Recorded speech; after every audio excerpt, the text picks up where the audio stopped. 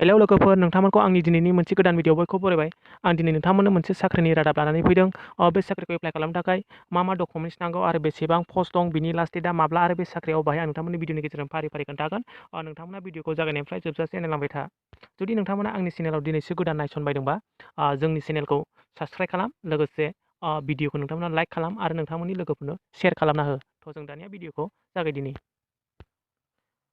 नोंथांमोना बेयाव नुदों government of Assam office of the deputy commissioner Barpeta. बे साख्रिया बरपेटायाव टटेल पस्ट दं। नोंथांमोना बेयाव नायनो हागोन।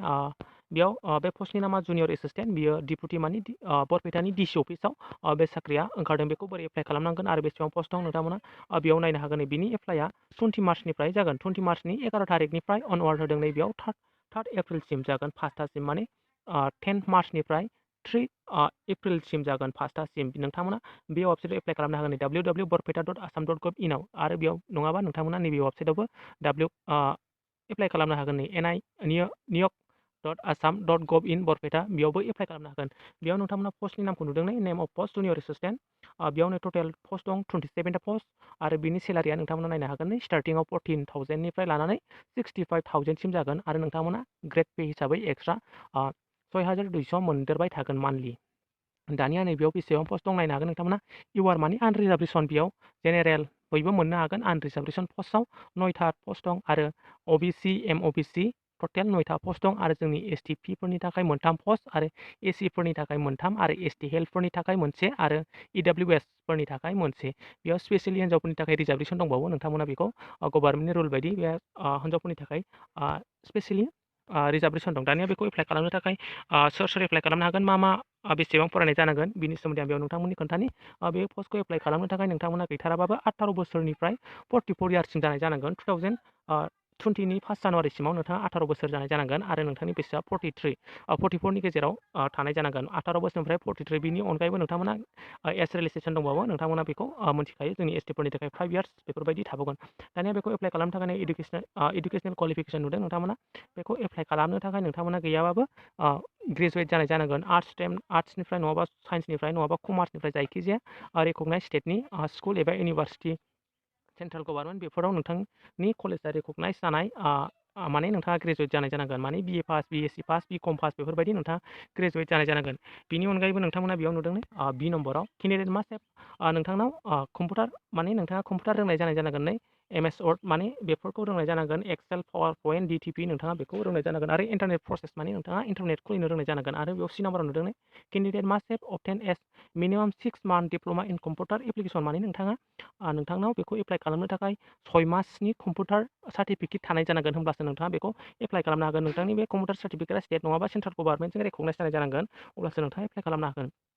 बे नों जेराव बे कम्पिउटार कर्सखौ लादोंमोन, नोंथाङा बेयो स्टेट गभर्नमेन्टजों रेकगनाइज जानाय जानांगोन, अब्लासो नङाबा सेन्ट्रेल गभर्नमेन्टजों रेकगनाइज जानांगोन, अब्लासो नोंथाङा एप्लाइ खालामनो हागोन। दानिया नोंथांमोना बुजिबायदि बेखौ एप्लाइ खालामनो थाखाय नोंथाङा ग्रेजुवेट जानाय जानांगोन आरो नोंथाङा पावार पइन्ट, एक्सेल, डिटिपि बेफोरखौ एसामिस इंलिसाव टाइप खालामनो रोंनाय जानांगोन आरो नोंथाङा 6 मान्थनि कम्पिउटार एप्लिकेसन थानाय जानांगोन, अब्लासो नोंथाङा बेखौ एप्लाइ खालामनो हागोन। दानिया नोंथाङा बेयाव मारै एप्लाइ खालामनांगोन, हाउ टु एप्लाइ होदों बेयाव candidate are requested to apply to in prescription form through online mode only. नोंथांमोना बेखौ अनलाइनल' एप्लाइ खालामनो हागोन, अफलाइन जानाय नङा। जुदि नोंथाङा जोंना बरपेटा खाथिखा होननानै अफलाइन हैबा जानाय नङा, नोंथाङा अनलाइनसो एप्लाइ खालामनांगोन। दानिया बेखौ एप्लाइ खालामनांगोन आं नोंथांमोन दहायनो खोन्थाखाबाय। बिनि वेबसाइटखौ नोंथांमोना बेयावनो www.borpeta.assam.gov.in आव आरो नङाबा नोंथांमोना बेयाव एप्लाइ खालामनो हागोन। आं बेनि लिंकखौ भिडिअनि डिसक्रिपसनाव होखागोन, नोंथांमोना बेखौ नायबानो जाबाय। नोंथांमोना एप्लाइ खालामनायनि सिगां मोजाङै बिनि इन्ट्रडाक्सनखौ नायनो थिनदों बेयाव नोंथांमोना। दानिया बेखौ एप्लाइ खालामनो थाखाय मा डकुमेन्ट्स नांगौ, बेयाव नोंथांमोना नुगोन रिसेन्ट साइज फट', माने नोंथांनि गोदानै लानाय मोनसे फट' पासपर्ट नांगोन आरो नोंथाङा गाव हारसिङैनो होनाय सिगनेचार, फुल सिगनेचार नांगोन। आरो बेयाव नोंथांमोना एज प्रुफ हिसाबै नोंथाङा नोंथांनि एडमिट कार्ड नङाबा फार्स्ट सार्टिफिकेट, मार्कशिट, HSLनि एडमिट कार्ड नङाबा फार्स्ट सार्टिफिकेट नङाबा नोंथाङा मार्कशिटखौ होनो हागोन नोंथांनि एज प्रुफ हिसाबै। दानिया नोंथाङा सार्टिफिकेट, मार्कशिट अफ ग्रेजुवेट, नोंथांनि बिए, बिएससि, बिकम पास जानायनि जायखिजाया नोंथाङा ग्रेजुवेटनि सार्टिफिकेटखौ होनांगोन। बेनि उनाव नोंथांनि कम्पिउटार सार्टिफिकेटखौ होनांगोन। नोंथांनि 6 मान्थनि कम्पिउटार गैथाराबाबो 6 मान्थनि नोंथाङा बे सार्टिफिकेटखौ होनांगोन। बिनि अनगायैबो नोंथाङा कास्ट सार्टिफिकेट, नोंथाङा एसटि, अबिसि बेफोरबायदिनि प्रुफनि थाखाय नोंथाङा नोंथांनि कास्ट सार्टिफिकेट होनांगोन। जुदि नोंथांनाव इडब्लिउएस सार्टिफिकेट दंबा नोंथाङा बेखौबो होनांगोन आरो बेजों लोगोसे बेयावनो मस्ट इम्परटेन्ट बेयो एमप्लयमेन्ट एक्सचेन्ज रेजिस्ट्रेसन सार्टिफिकेट, नोंथाङा बेखौ होनांगोन। दानिया नोंथाङा बेयावनो माबाफोर एक्सपिरियेन्स सार्टिफिकेट दंबा नोंथाङा बेखौ होनो हागोन।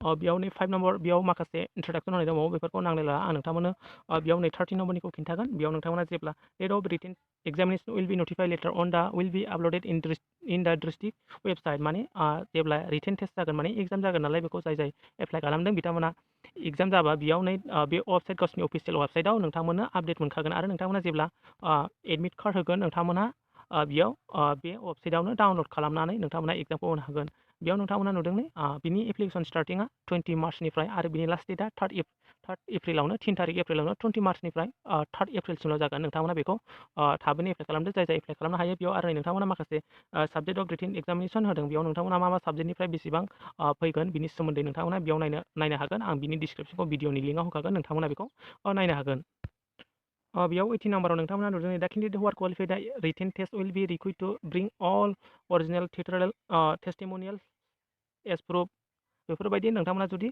रिटेन टेस्टआव क्वालिफाइड जायोबा नोंथांमोना बेखौ अरिजिनेल सार्टिफिकेटखौ श' खालामनांगोन मार्कशिट बेखौ भेरिफिकेसन खालामनांगोन दुरिं दा कम्पिउटार बेयाव नोंथांमोना बेखौ अरिजिनेल सार्टिफिकेटखौ देखायनांगोन आरो बेयाव नै माखासे बेयाव होनाय दं नोंथांमोना बेखौ नायबानो जाबाय आं भिडिअ गोलावद्राय जागोन बेनिखायनो बांद्राय गोलाव खालामला नोंथांमोना आं बिनि लिंकखौ भिडिअनि डिसक्रिपसनाव होखागोन नोंथांमोना नायबानो जाबाय आरो एप्लाइ खालामदो नोंथांमोना जुदि आंनि चेनेलखौ गोनांबा साबस्क्राइब खालामलांदो